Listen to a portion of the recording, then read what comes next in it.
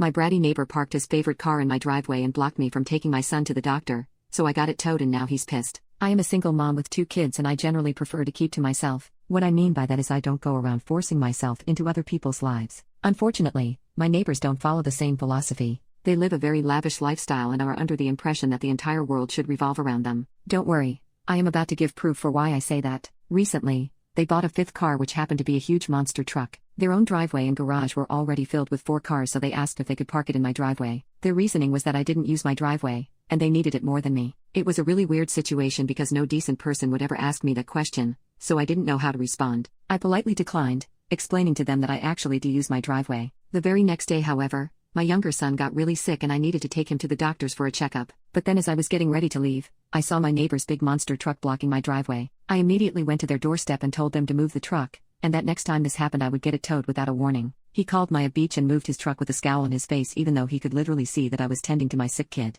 While my son was getting checked at the doctors and I was waiting on test results, I shot off another email to my house owners association about what had just happened. The HOA said that they received my email, made a note of it, and advised my property was my own and I could give or deny access to it as I wish. Thankfully, all tests administered to my son came back negative and I was told it was a run-of-the-mill virus and he would be fine. The virus just had to run its course. I took him home and called it a day. Saturday evening, my oldest started complaining of a sore throat and I was starting to feel poorly myself. My youngest appeared to be getting better, so I figured that whatever he had, that we were getting, so we stayed in all day Saturday and Sunday. Sunday evening at about 5:30 my oldest son spiked a fever and while it came down a little, it didn't come down enough, so I loaded him in the car and off to a minor emergency we went. The only one I could find that was open on Sunday at this time was on the other side of town, so I had to drive 20 minutes just to get there and we ended up waiting for 3 hours to just get in the door and then another 45 minutes till we saw the doctor. After a few more hours and all of his tests come back negative, the doctor did state that she could hear some wheezing in his lungs and so she prescribed an inhaler for him to help him, but basically told me the same thing, that he has a run-of-the-mill virus and to let it run its course.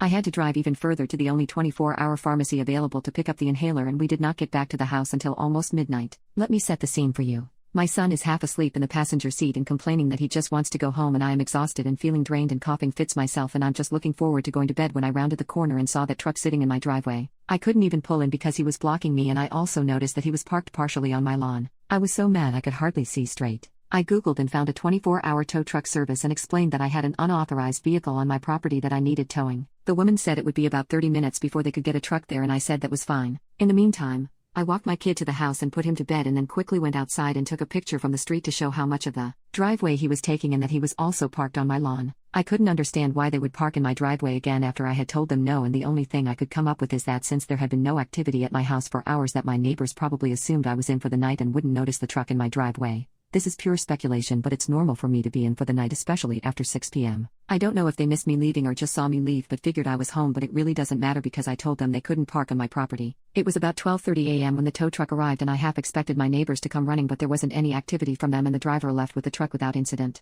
I went in, shot off another email to my house owners association along with pictures and an explanation that I had towed the vehicle, and then went to bed. At 6 a.m. this morning I woke up to someone banging loudly and rapidly on my door. I didn't have to look. I knew who it was. I grabbed my phone, hit the video record button. Before I opened the door, I looked through the peephole and saw the dad and his son at my door. I opened the door and following the conversation, Dad, very angry and yelling, "Where is the truck?" Me, as calmly as I could state while coughing, "It was towed. You can call such and such company to make arrangements to get it back." Dad, "You didn't have the right to tow it. You're going to pay to get it back." Me, "I had every right to tow an unauthorized vehicle on my property. I told you not to park on my property and you did it anyway. It blocked me from getting in my driveway last night. I told you I was going to have it towed after the last time you parked without my permission, and I won't be paying anything to get it back." Dad, "You stole my truck, you F&B, and I'm calling the police. I'm going to sue you." Me, having enough of this, "Go ahead. In the meantime, I'm sick and I'm going back to bed." I closed the door and stood there for a moment. I looked out the peephole and they were still there. The dad started banging and was also ringing my doorbell nonstop.